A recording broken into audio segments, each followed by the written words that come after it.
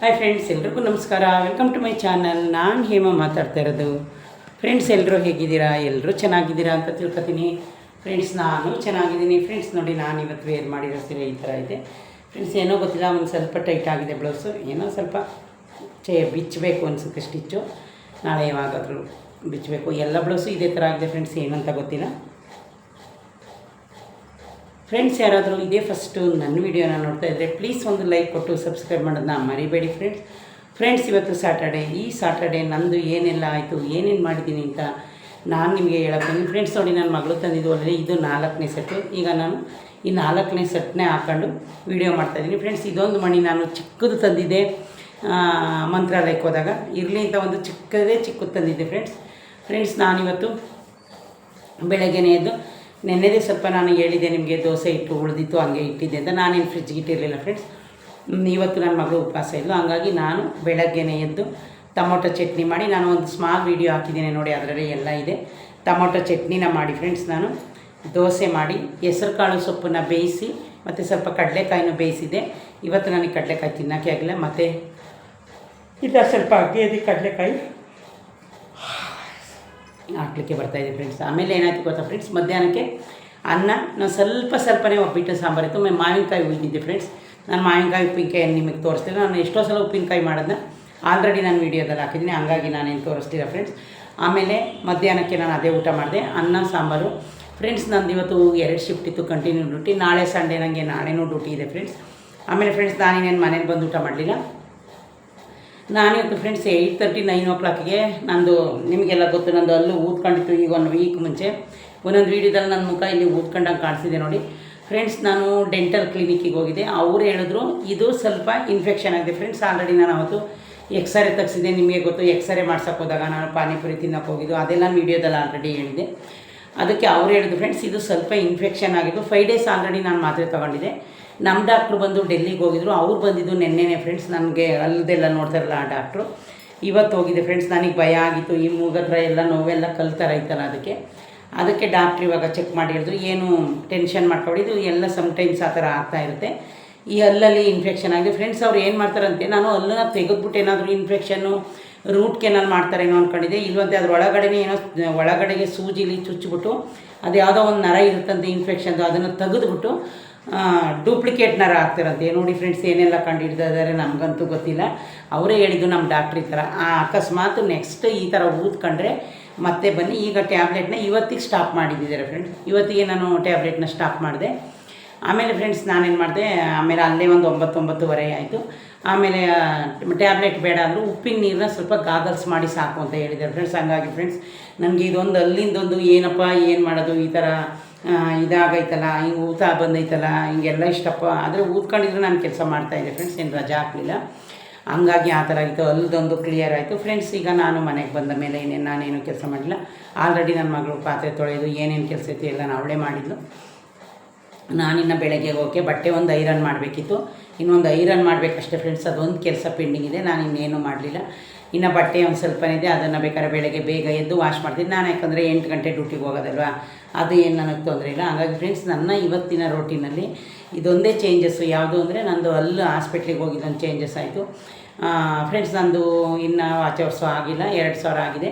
ಆಮೇಲೆ ಫ್ರೆಂಡ್ಸ್, ನಂದು ಮಾಮೂಲಿ ನಿಮ್ಗೆ ಹೇಳ್ತಾನೆ ಇರ್ತೀನಿ, ವ್ಯೂಸ್ ಎಷ್ಟಾಗಿದೆ ಅಂತ.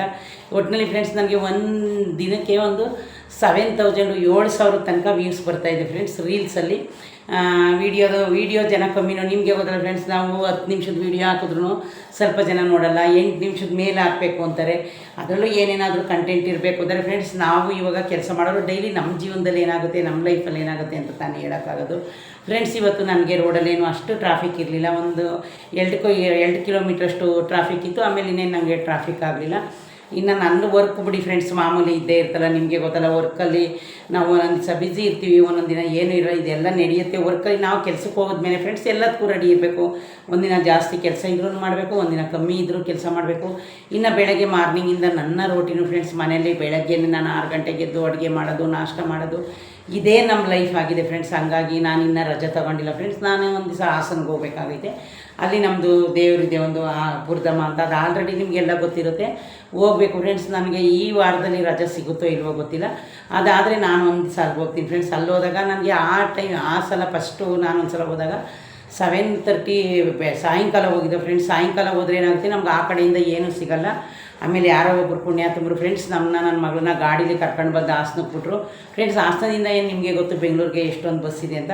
ಅದಕ್ಕೆ ನಾನು ಈ ಸಲ ಹೋದರೆ ಫ್ರೆಂಡ್ಸ್ ಆ ಥರ ಹೋಗಲ್ಲ, ಬೆಳಗ್ಗೆ ಆದಷ್ಟು ಬೇಗನೆ ಹೋಗ್ತೀನಿ.